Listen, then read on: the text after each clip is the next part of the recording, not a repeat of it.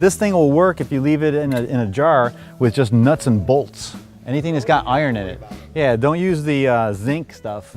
Just a proper set of cut nails that are clean. Now you should clean the iron so it doesn't have any it doesn't have any oils on it or any kind of contaminants.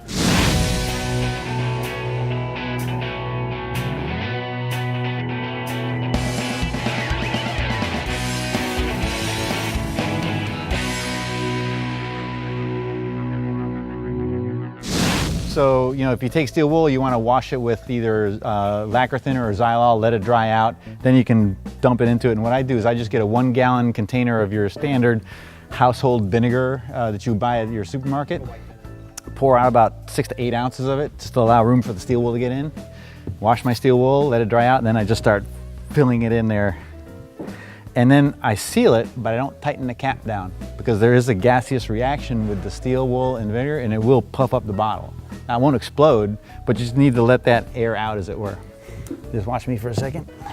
You can see what happens as I'm applying it. It's a very fast reaction.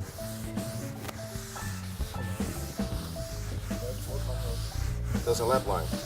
Oh, this is gonna be a lap line for sure, but the lap line will go away as long as I keep it saturated. As long as you keep it wet, you don't have to worry about that. Yeah. And because it's a pattern floor, I'm just gonna work and rub into the pattern as best I can, just to keep a straight line from happening like that. But as long as you make it wet, it'll react. So when you come down that side, just keep a nice straight line on your right-hand side. So anytime you see any kind of lap line, just takes a little bit more rubbing to keep saturating that wood until it blends in. Here. And you can work these little blend marks out pretty good. Blue. Yeah. Here, take them off me. There you go. There's the rag. Look at the color of the Is that the tannins penetrating? Yeah, there's more tannin in white oak than there is in red oak. Now, if you're dealing with a hardwood that doesn't have much tannin in it, you can cheat the system. You can take some black tea bags, soak them in water, boil them, strain it, get the liquid out of it, and then rub the floor with a liquid about an hour before you're gonna do the iron acetate. And that tannin that's now inside the wood will react with the iron acetate. There's a little patch up there that's been missed, right up at the border dyeing detail, right there. You can see it? Yeah, just rub any lines out you see, just keep rubbing on it and just keep saturating the wood. Now you can see, sorry you're filming. You can see right here on this board, yeah, that's a puddle you want to work out. This board here, that's sapwood and that's heartwood. The sapwood and in white oak does not contain tannins in it. So if you're going to do a iron acetate floor, you want to really be aware that you shouldn't be installing any sapwood material. So ask for supply material that's pretty clean, all heartwood if you can, and then install that way. No, it smells like Easter eggs, dude. Come on. Rotten ones, right? Well, when the Easter eggs are done, they pour them in vinegar with a dye, and that's the smell you get. It's all vinegar. It's a vinegar-based dye. Anything you see is a lap. Like there was a lap here, and the more you wet it, the more this side gets as dark as that, and you won't see it. So you want to just keep it really wet. So don't rub it so dry, but don't leave puddles. Does that make any sense?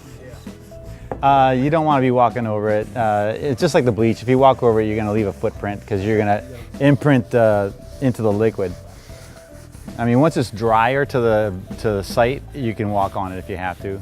Like if you got to touch up something, now you can resand, you can blend in, you can do all sorts of touch work. Here's another board that's got sapwood in it right here, and that one there. So what do you do if your customer doesn't like that? If they don't like the sapwood, you can take the tea, get it onto the sap, and reactivate some more iron acetate to it. Good job, man. We can scrape that No, you don't- and then stain it. You don't need to scrape it because it's still raw wood. So it's still able to be reacted with chemical. You just want to get the tea inside there. Stain it. Yeah, you can use dyes, but dyes don't really look as natural as the iron acetate. So unless you're a really good artist, I would recommend it. You're probably not going to be as successful as if you just get some black tea. Yeah, and then just color it with iron acetate. Hey Jake, the right-hand side about 1 foot north of you, you'll see it. Yeah, all those drops. That's You wanna- extra boards. Yeah, you want to get some extra juice on that.